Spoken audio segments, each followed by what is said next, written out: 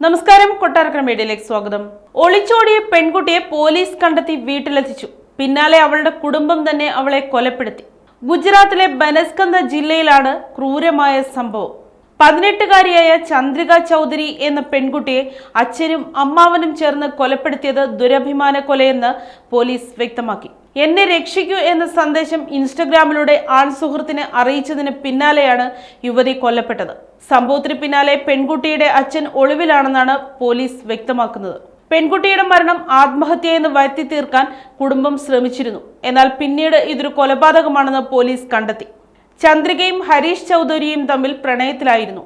എന്നാൽ കുടുംബം ഈ ബന്ധത്തെ ശക്തമായി എതിർത്തു. കൂടാതെ ചന്ദ്രികയ്ക്ക് മറ്റൊരു വിവാഹാലോചന കൊണ്ടുവരികയും ചെയ്തു.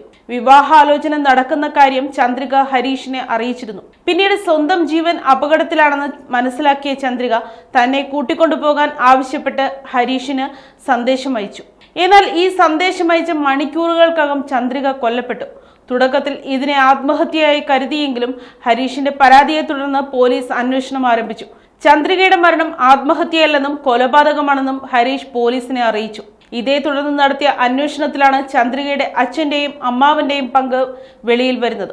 കൊലപാതകത്തിന് ദിവസങ്ങൾക്ക് മുമ്പ് ചന്ദ്രിക ഹരീഷിനൊപ്പം വീട്ടിൽ നിന്നും ഇറങ്ങിപ്പോയിരുന്നു.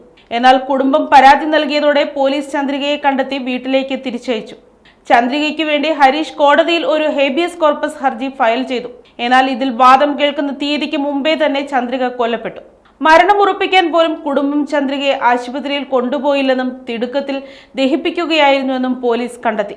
പാലൻപൂരിൽ പഠിക്കുന്ന സഹോദരനെ പോലും കുടുംബം ചന്ദ്രികയുടെ മരണവിവരം അറിയിച്ചില്ല. മയക്കുമരുന്ന് നൽകി ഉറക്കിയ ശേഷം കഴുത്ത് ഞെരിച്ചാണ് ചന്ദ്രികയെ കൊലപ്പെടുത്തിയതെന്നും പോലീസ് അന്വേഷണത്തിൽ കണ്ടെത്തി.